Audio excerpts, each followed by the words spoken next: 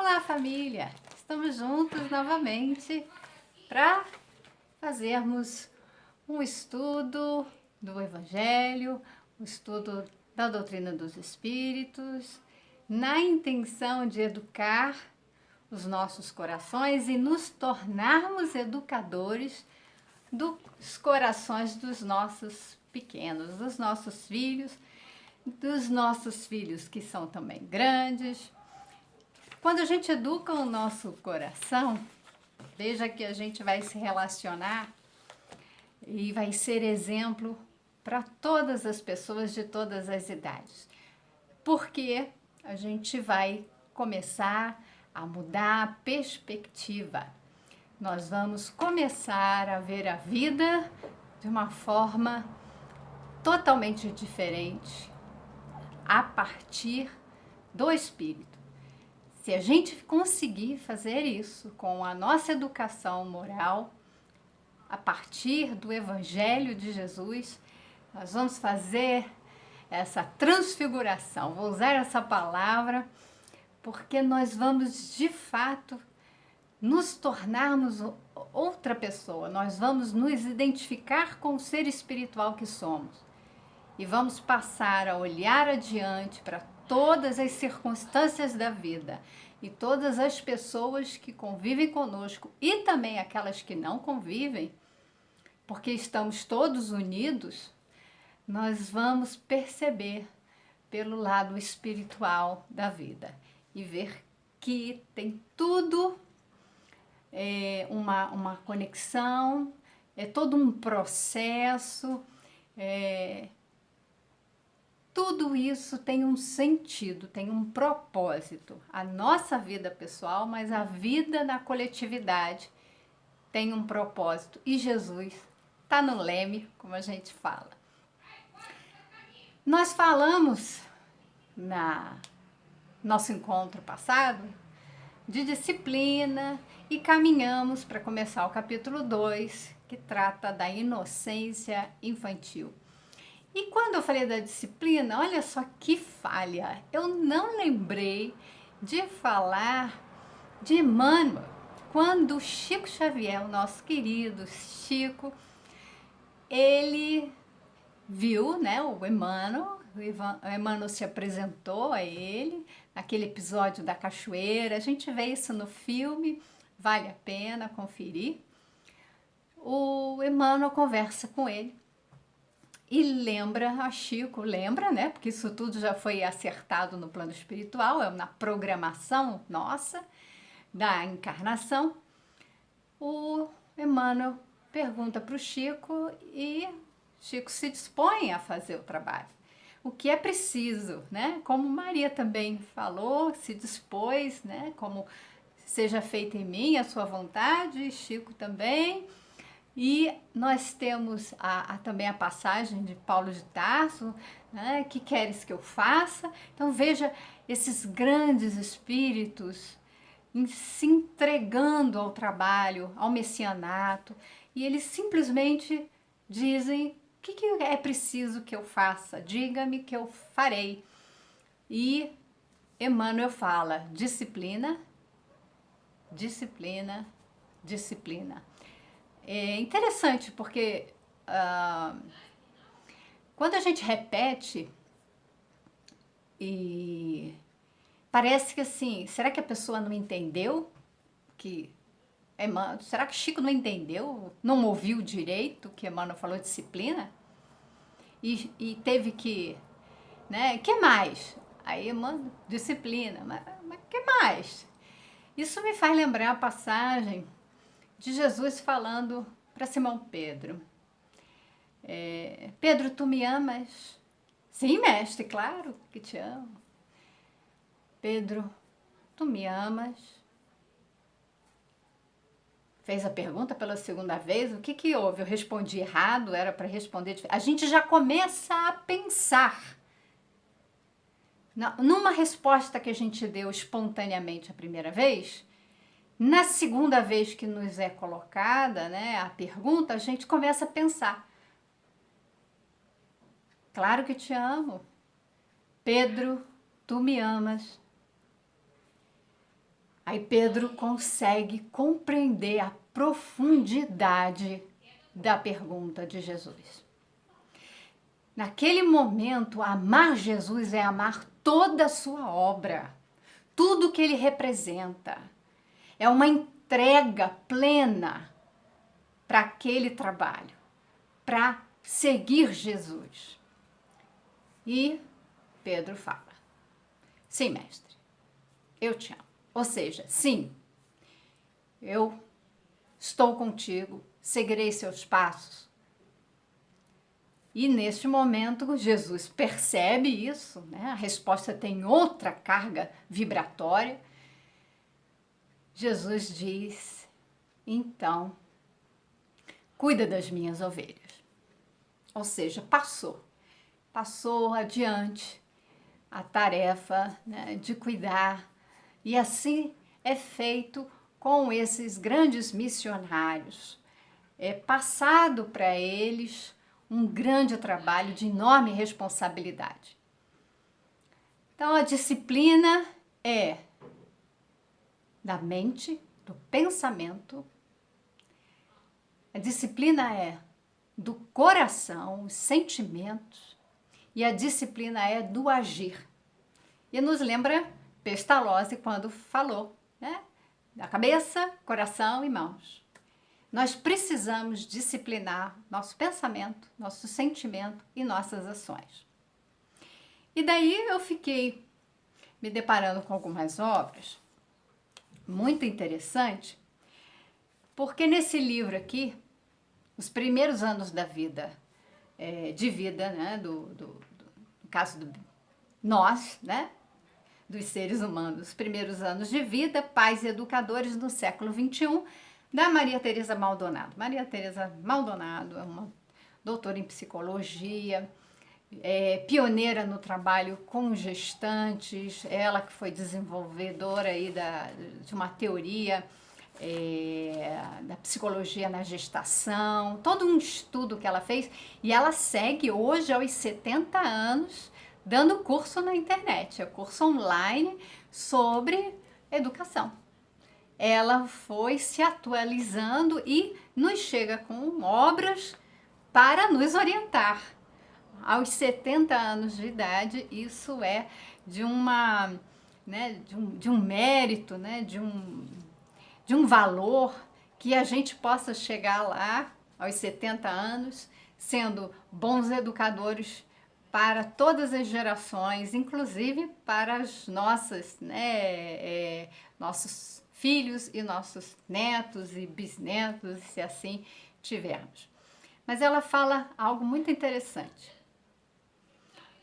que é preciso fazer uma revolução de consciência que resulte em mudanças significativas da nossa maneira de pensar, agir e viver. Quando ela fala isso está na página 2, né, dessa obra, e no primeiro capítulo, né, que ela vai tratar dos pais educadores e crianças no século XXI. Essa palavrinha, revolução de consciência, é o que nós precisamos fazer. E daí eu quero fazer alguns esclarecimentos. Até porque, olha que notícia boa que eu passo em primeira mão já agradecendo. Recebi o convite da Rádio Web Fraternidade para integrar um grupo que está sendo feito, uma playlist com vários vídeos destinados à evangelização. E com muita satisfação, com muita gratidão, eu aceitei então o nosso canal Reflexão Espírita do Dia no YouTube. Vai fazer parte agora de uma proposta maior, de espalhar junto com outros tantos evangelizadores a mensagem de Jesus. Veja que o modelo de evangelização que eu estou propondo não é a gente falar do evangelho. Os pais aqui, a família aqui, que vai estar acompanhando os nossos estudos, né? Nós aqui, nossa conversa, quem está assistindo, vão precisar estudar o Evangelho. Sugiro que façam o culto do Evangelho no lar, fazendo um estudo sistemático dessa obra, é muito importante, da codificação kardeciana. Mas veja que estudar o Evangelho não é só ler e ficar debatendo como quem precisa traduzir o que está escrito no texto. Então vamos ler um trecho do Evangelho e falar, olha, aqui Kardec quis dizer isso, aqui o Espírito disse isso. É porque no mundo, as pessoas... O Evangelho ele tem que ser lido e estudado para aplicação individual. Eu preciso me ver, aquele ensinamento precisa fazer sentido à minha vida. Então, quando eu leio o Evangelho, não é para ficar debatendo se a gente compreendeu e meio que resumindo a ideia. Não é exatamente esse o propósito. A gente pode resumir a ideia. Aqui nesse capítulo, nesse item que a gente leu, né, Kardec, os espíritos falam sobre esse tema. E o que isso tocou em mim?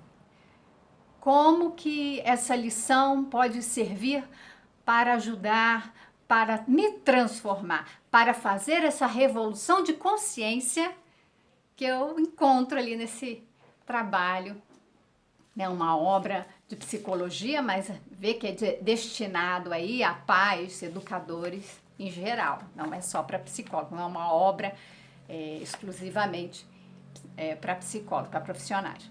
Tá aberto para pais e educadores. Veja aqui, o que é uma revolução de consciência? É mudar a nossa forma de pensar, como ela falou, pensar, sentir e agir, viver.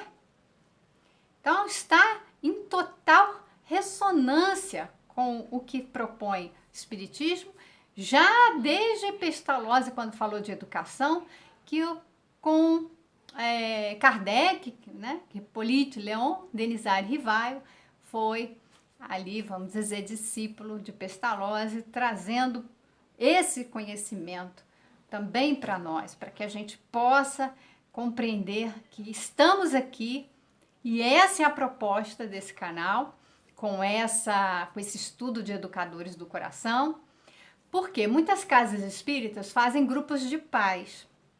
Enquanto as crianças estão nas suas salinhas de evangelização, estudando o Evangelho, estudando o Livro dos Espíritos, estudando ali as obras de Kardec, conhecendo, né, a vida de Jesus, todos os seus ensinamentos. Isso é fundamental que a gente, desde pequenininho, a criança tenha contato. E eu vou dizer até mais, que desde a barriga ela tenha esse contato. Mas... por quê? Né? A gente vai falar. Porque, na verdade, é um ser reencarnante, é um espírito que está reencarnando. Mas vamos lá. Quando a gente entende que fazer o grupo com as crianças e os pais, para não ficarem ociosos, monta-se um grupo para que se leia o Evangelho, isso é uma proposta. O que as crianças estão estudando, os pais também vão estudar. Também é uma proposta. Eu participei dessas múltiplas abordagens. Já estudamos os mesmos temas que as crianças, já estudamos o Evangelho no grupo de pais e de 2013 para cá eu tive várias experiências, inclusive numa comunidade, um centro espírita que ficava dentro de uma comunidade no Rio de Janeiro, porque eu sou, né, do Rio de Janeiro, carioca, mas não estou morando neste momento lá. A minha experiência nesse lugar foi muito importante porque já vinha, né, no Centro Espírita de Jacarepaguá, onde eu frequentava desde 2013, eu já vinha junto com outro psicólogo fazendo esse grupo com os pais, percebendo que eles precisavam colocar o Evangelho na prática, ali no dia a dia deles. Eles precisavam entender exatamente isso que eu falei quando a gente faz o culto no lar. Não é só ler o Evangelho, é o que Jesus está ensinando que eu tenho que fazer para fazer essa revolução de consciência da minha vida, transformar a forma como eu penso, como eu sinto, como eu ajo. E elas têm dificuldade, as famílias estão encontrando muita dificuldade nesse processo, porque elas precisam se educar para poder educar os filhos, para passar esses valores para os filhos, elas precisam ter esses valores. Senão não fica autêntico, senão não faz sentido, senão a gente se obriga a um processo e a criança vai perceber que o que está sendo exigido para ela, enquanto desenvolvimento moral, os pais não têm. E fica um vazio e as crianças captam. Elas precisam dessa coerência no discurso com a prática. Elas percebem isso. Então, por isso que nós estamos aqui hoje. Para que o nosso discurso, a nossa postura, seja coerente com o que a gente está ensinando, passando para os nossos filhos. Não sejam palavras vazias. Então, esses pais, eles pediam para que a gente discutisse o dia a dia deles, a prática deles, as dificuldades que eles tinham com os filhos, para que a gente pudesse ajudá-los a resolver, fazendo o quê? Trazendo o evangelho como resposta, como Jesus fez. Ele é um guia, vai ser o guia, vai ser o que vai dar um modelo, ele vai modelar as nossas vidas. Comecei a fazer isso com um grupo na comunidade, a maioria de mulheres, mães e avós, e ali era preciso realmente trabalhar a prática, o dia a dia delas, de muitas dificuldades, inclusive. E as crianças na evangelização, e tinha um grupo enorme, era um salão cheio, e era preciso discutir a vivência de Jesus, o que fazia sentido para essas mulheres. Então, essa é a nossa proposta. Nós vamos falar aqui, baseada nesse livro, porque esse livro, o Walter Barcelos, ele percebeu essas necessidades, também como eu percebi, e ele se propõe a trazer vários temas pertinentes. Então, nós vamos falar, por exemplo, hoje, da reencarnação, mas dando essa amplitude de olhar, né? Amplitude do olhar espiritual, discutindo os temas, discutindo como isso pode ser, fazer sentido na nossa vida. O que conhecer a reencarnação pode me ajudar na educação dos meus filhos? É muito importante começar por aí, porque é preciso compreender que ali naquele processo de gestação há um espírito. E aquele bebê que nasce, ele não é zerado, não é um carro 0 quilômetros, ele já tem bastante quilômetro rodado. E exatamente naqueles primeiros 3 anos, e Maria Montessori, com muita sensibilidade, percebeu que os 3 primeiros anos de vida da criança, ela é uma mente absorvente, é o nome do livro dela. Eu não tenho aqui comigo, eu tenho ele no computador, porque é um livro que é raro, já está acho que esgotado, mas eu tenho no computador. Essa mente absorvente da criança é o que absorve tudo que ela vê, sente, né, ouve. Então, pelos canais do sentido, né? Nós sentimos cheiro, ouvimos, vemos, sentimos. Então, tudo isso é canal de recepção, de troca com o meio. Nós precisamos a visão, enxergar, e somos vistos. É uma troca. Como eu também me vejo, e eu vejo o mundo, e eu escuto, né? Tenho as informações que vêm do mundo, eu também falo, sou ouvida por mim mesma, né? Deveria, pelo menos eu deveria ouvir meus pensamentos antes de ouvir a minha própria voz, né? A gente precisa educar os pensamentos para poder educar, né, na hora de falar, saber o que falar. Mas nós vamos chegar lá, nós vamos trabalhar esses pontos. Então veja que a criança capta, ela é sensível e há uma visão, né, de um estudo das neurociências em que existe uma contaminação emocional. Ela não só ouve, ela percebe, ela sente. Então é muito comum que a mãe, quando está triste, a criança perceba a tristeza da mãe, embora ela nem saiba falar, ela nem saiba dizer, isso é a tal da tristeza, porque quem nomeia são os pais. A criança está chorando, aí vem o pai e fala, tá chorando. Aí ela vai associar que o que ela está fazendo se chama choro, é chorando. Então é assim que ela é imersa na linguagem, pela experiência. Ela vai vivenciar e nós vamos atribuir nomes. Então ela vai aprender um nome dela, ela vai aprender que aquelas figuras ali parentais é papai, mamãe, vovó, vovô, porque nós estamos dizendo para ela que é. E aí ela absorve, ela aprende, ela vai fazendo essas associações. E ela faz, mas ela também sente. A forma como a gente fala, o tom de voz, o carinho, o sorriso, ela faz essas leituras todas e vai respondendo, ela reage a isso. Então é muito interessante, até tem aqui no livro, este livro, Como Saber do que Seu Filho Realmente Precisa. Esse livro é da Luciana Brites e Dr. Clay Brites.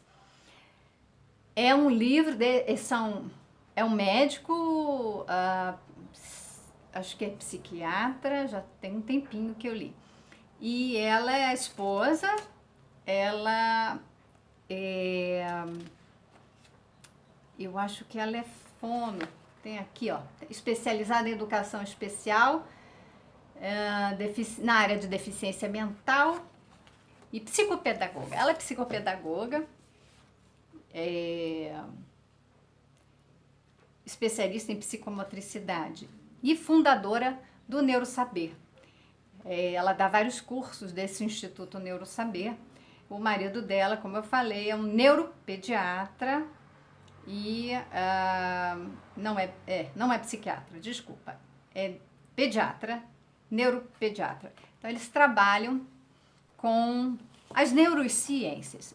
Esse livro, ele é muito interessante, mas ele não tem uma visão espiritualista.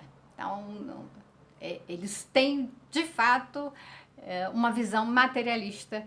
É o corpo, o funcionamento do corpo, do cérebro, e a gente vai ter que ampliar isso. O que eu achei de interessante nesse livro? Por que eu comprei? Porque eu li o prefácio. Filhos, pais, educação, escola e sociedade. Uma tarefa nova em um velho mundo de conceitos, mitos e tentativas. E foi escrito por Ivan Roberto Capelato. Ele é um psicoterapeuta de crianças, adolescentes, família, mestre em psicologia clínica. Me parece que não é psicólogo, né? Psicoterapeuta, supervisor e tal, tem uns dados aqui dele. Ele escreveu essa apresentação e me tocou bastante, porque ele diz o seguinte, que as crianças, elas precisam da palavra. Eu acabei de falar, elas precisam da nossa palavra. Precisam da palavra que orienta, né? Da palavra que educa, né? Que eles aprendem a nomear as coisas. Mas uma palavra que não é só isso, que coloca um caminho, uma proteção e, sobretudo, ouvir. Nós precisamos ouvir, e eu já falei sobre o amor, né? Eu te vejo. Nós precisamos agora ouvir as crianças. Ouvir as crianças, olhar para a criança. Quando a gente está, de fato, prestando atenção na criança, a gente dirige todos os nossos sentidos. Nós dirigimos a nossa visão e a nossa audição, principalmente. Quando o tato pode ser, a gente pega às vezes no colo, mas os principais sentidos da visão e da audição, nós olhamos e ouvimos. Quando a gente faz isso, nós nos conectamos com a criança. Porque, eu tô te ouvindo, fala aí, pode falar, mas não tô olhando para ela, eu não estabeleço uma conexão. É muito desagradável conversar com alguém. Veja, né? Vamos pensar. Se eu estou conversando com alguém, essa pessoa tá lá fazendo alguma coisa, tá bom, vai falando aí que eu tô ouvindo. A gente sente que, em parte, ela não tá dando atenção. Estamos sendo ali desconsiderados. Não, tô ouvindo, pode falar. Uma coisa, a pessoa tá muito ocupada. Por exemplo, meu filho, depois da aula online, vai lá, é a hora que eu tô preparando o almoço. Eu falei, meu filho, eu não posso ficar olhando para você, eu tenho que olhar aqui a panela que tá no fogão e tal, mas fala aí o que você precisa, é urgente? Se não é, a gente trata isso daqui a pouco, pode ser? Para um acordo, combinou, eu acolhi que ele estava pedindo atenção, mas eu estava dizendo a minha dificuldade de dar atenção. Se fosse algo urgente, que eu estava ali atenta, ouvindo, mas eu tinha que estar dividida. Olha só, quando eu não olho, eu divido a minha atenção com outra coisa. Então não tem como a gente dizer que está ali de fato prestando atenção. A gente divide a atenção, a gente não dá atenção plena, não focamos, nós não concentramos. E aí criamos também uma agitação dentro de nós, pais. Nós ficamos com a sensação de que a gente tem que dar conta de um monte de coisa ao mesmo tempo e acaba não dando conta de nada com qualidade. A gente pode até resolver várias coisas, mas não com a qualidade que a gente poderia dar se concentrasse a nossa atenção. Então veja que quando a criança pede a nossa atenção, é muito importante que a gente dê atenção plena. Isso é um exercício de meditação, inclusive, porque concentra, a nossa mente se conecta, nossa emoção se conecta. Eu passo a captar a emoção, né? Entro na sintonia. E a minha mente está calma, não está acelerada. Eu sou capaz de ouvir sem ter, por exemplo, alterações emocionais, né? Se for alguma coisa difícil, eu poderia parar para pensar. Se for alguma coisa que me deixa com raiva, eu posso parar para respirar, né? E pensar numa solução, num fazer um acordo. Enfim, o que eu estou falando? De ouvir e ver a nossa criança, dar atenção plena para ela quando ela nos demanda. E aí segue aqui falando, não importa a dimensão ou gravidade do que a criança está demandando. Ser mãe ou pai não é um papel social, é um lugar afetivo. Quando disse isso, eu me encantei e eu fui ler a obra, né, que ajuda bastante, mas eu precisei fazer algumas ressalvas porque essa visão materialista ainda, que atrapalha bastante o avanço, da gente poder ampliar a nossa visão, mudar a nossa perspectiva de vida, fazer essa revolução de consciência. Nós precisamos ter uma visão espiritualista e o espiritismo vem a esse, né, encontro, vai nos auxiliar. E aí, o que isso tem a ver então? Nós vamos assumir um papel afetivo e vamos receber uma criança. Vamos nos preparar. Tem pais que não se preparam para terem um bebê.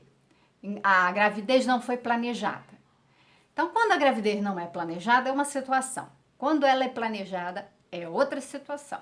Quando a gravidez não é planejada, mas ainda que ela ocorra, ela passa a ser desejada, é uma situação. Quando a gravidez ela é planejada e então ela vai ser desejada, mas ela não ocorre, é outra situação. Então, veja que a gente, quando estuda essas condições, né, da parentalidade, desse período que antecede a gestação, a gente precisa considerar esses elementos porque eles interferem no psiquismo. Mas vamos lá.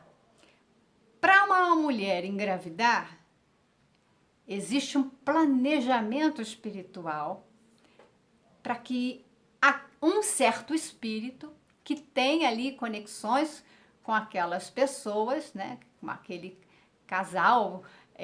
Aí não estamos aqui falando de homem e mulher, tá? Nós estamos falando das várias maneiras de se conceber uma criança que hoje já existem pelas tecnologias. Importa que há um planejamento espiritual para que aquele espírito venha, encarne e viva com aquela família. Então, quando isso ocorre, é claro que vai se dar dentro do ventre materno. E no ventre materno, esse espírito, ele vai se conectar. Ele vai receber um corpo, aquela célula, né, se junta, os gametas se juntam e começam ali a multiplicação celular, para que vai dar origem ao corpo. O espírito já está conectado. Estando conectado ali, ele começa um processo de preparo que a gente vai chamar de período de perturbação. E Walter Barcelos fala aqui: que fenômenos supostamente transcendentais acontecem para que um espírito adulto volte a ser criança?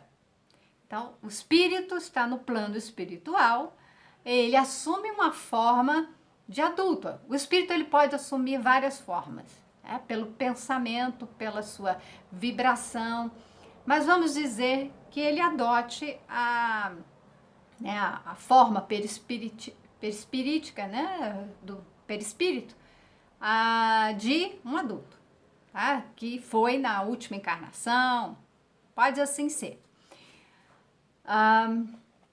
Como é que ele vai? Esse perispírito que está naquele formato de adulto, da última encarnação, até a criança da última encarnação, se preparar para se conectar e receber um novo corpo. Então, que fatores causam a aparente inocência no período infantil? Todo espírito, para reencarnar, passa por um período de perturbação, que será maior ou menor de acordo com seu grau de elevação. Grande parte dos espíritos em preparo para o retorno à vida física, muito antes de se justaporem ao centro genésico da futura mãe, então ali no ventre materno, né? A fim de iniciar o desenvolvimento do novo corpo, já estão em processo de sono profundo na vida espiritual. Então começa a haver um trabalho. Lembra que ele disse que é de acordo com o seu grau de elevação. Quanto mais elevado o espírito, menos o efeito desse período de perturbação. Esse sono profundo pode se dar tempos depois, já com a gestação com idade avançada. Mas alguns espíritos que não têm tão elevado grau de elevação, a elevação espiritual, eles podem já entrar num processo de sono, se conectarem naquelas células e esse espírito fica com essa perturbação, com esse sono, nesse estado, para que se dê o processo da formação do corpo em que ele vai se acoplar. Então, no livro dos Espíritos, questão 380, temos a seguinte explicação: a perturbação que o ato da encarnação produz no espírito não cessa de súbito por ocasião do nascimento. Só gradualmente se dissipa com o desenvolvimento dos órgãos. Veja que esse processo continua, se dá, mas assim, o espírito agora não está em sono profundo. Quando o bebê nasce, você veja que na barriga ele interage, ele chupa o dedo. Então, já tem ali um certo despertar, mas é diferente. Esse entorpecimento, a gente vai dizer um pouquinho mais, que está atrelado ao esquecimento do passado. É preciso passar por esse processo para que o perispírito se amolde no novo corpo, aquele tamanho, né, com as características novas que ele vai receber pelo código genético, né, pela herança. Tudo isso é preparado. O corpo que cada espírito recebe é tudo planejado, mas ele vai ter que se acoplar, vai ter que se adaptar naquele novo corpo. Então, sono profundo, porque passa o espírito, ele não vai ser eliminado com o nascimento, como falou ali, né, o Emmanuel, que ele fala? Não, Livro dos Espíritos, desculpa. O Emmanuel está aqui mais embaixo. E, pois o acompanhará pelo período da infância. Então, nesse período da infância, que é especial, que é uma mente absorvente da criança, ela, até os 7 anos, a gente tem esse ciclo de 7 anos muito interessante, porque vai dar o fechamento do processo reencarnatório. Até os 7 anos, a criança pode ver e ouvir espíritos, né? O amiguinho espiritual, ver coisas também que a assustam, nem sempre é um amiguinho, né? Mas ela tem esse contato, um certo acesso com a espiritualidade. Isso é importante que se diga, que se esclareça para muitos pais durante ali o trabalho da evangelização, porque algumas crianças que estão, né, sendo evangelizadas podem manifestar isso. Elas podem ver espíritos, elas podem se comunicar, pode dizer, vovó, vovô, né? Ou alguém, a história de Chico mesmo, né? E de Divaldo, nós temos isso com 4 anos, 5 anos, essa facilidade. E depois há um período em que, para alguns, que tem que trabalhar, né? Utilizar da mediunidade no processo, né? Para que é reencarnação? Para que serve a reencarnação? Para a nossa revolução de consciência, eu vou usar essas palavras, é para a nossa transformação, para a nossa evolução intelectual e moral. É para que nós possamos nos tornar pessoas melhores. É para que a gente possa cumprir o que está ali nos ensinamentos de Jesus, estão no Evangelho. Mesmo que eu não conheça Jesus, mesmo que eu não saiba das suas lições, mas é aprender e me desenvolver moralmente, desenvolver virtudes. Então, nós estamos aqui para nos transformarmos em pessoas de bem, né? Lembrando o Evangelho, a gente tem a parte o homem de bem. E um homem de bem, uma pessoa de bem, pratica o bem.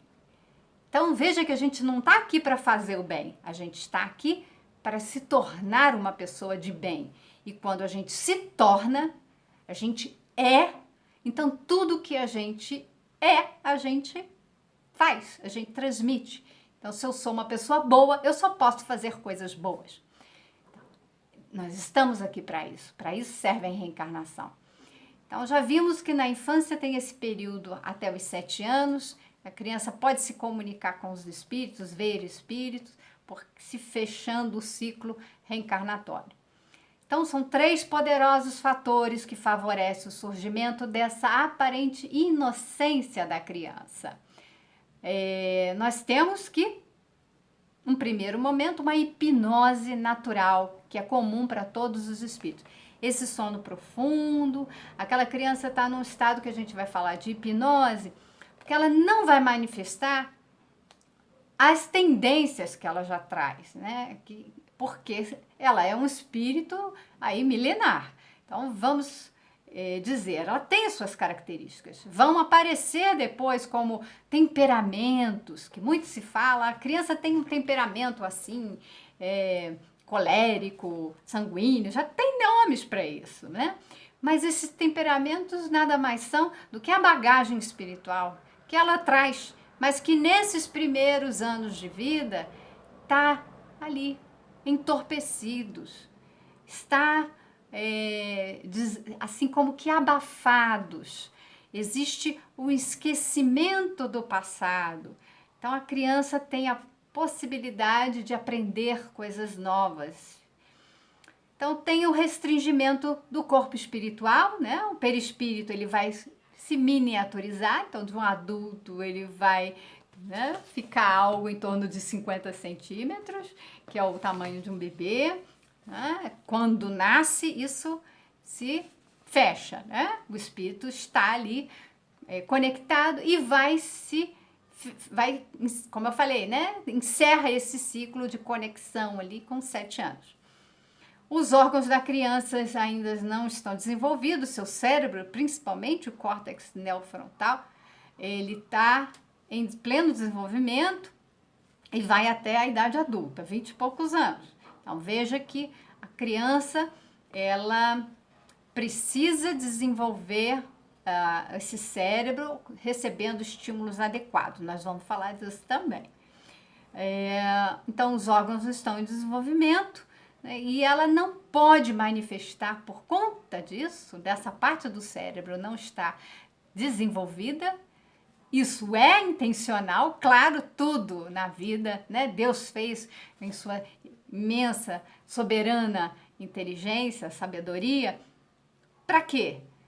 Para que a criança não demonstre quem ela foi no passado, para que ela receba de forma tranquila, né? Esteja aí em conexão, ela acolha, assimile os ensinamentos que partem do meio em que ela vive, então dos pais, dos professores, né, televisão, tudo, ela pega de tudo. Então, cuidado com o que a gente, né, mostra aí para a criança. Então, essas faculdades, elas vão se manter, as faculdades do espírito, né? Então, a inteligência, que eu falei, essa bagagem, os temperamentos se conservam no estado latente. E Emmanuel vai dizer, que aí foi o que eu disse que estava mais embaixo aqui o texto, na religião dos espíritos, o esquecimento e reencarnação.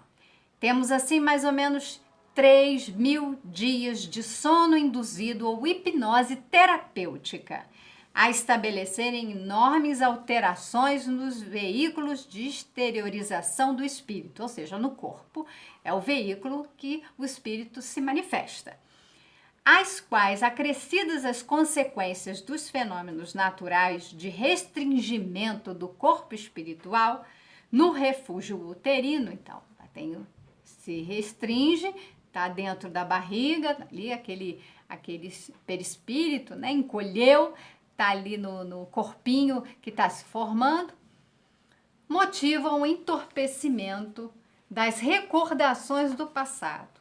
Então, geralmente, nós não lembramos das encarnações passadas. Há quem lembre e tudo há um propósito, né, para acontecer. Então, de regra, a gente esquece, né, para que se alivie a mente na direção de novas conquistas. Então, já entendemos que esse processo reencarnatório, ele tem todo um trabalho para que a criança possa nascer, né, nascendo para uma nova experiência. E o perispírito, ele vai, né, encolhendo, ficando do tamanho ali daquele corpinho, e assim também com esse entorpecimento vai-se, com uma hipnose terapêutica, a criança nasce sem a lembrança de quem foi no passado. Então, esse foi o nosso estudo de hoje. Espero que tenham compreendido, que façam suas reflexões, se tiverem dúvidas, postem. Gostando do material, divulguem, e desejo a todos um ótimo domingo e a gente se vê no próximo, né, com Jesus a nos assistir a todo momento. Muito obrigada.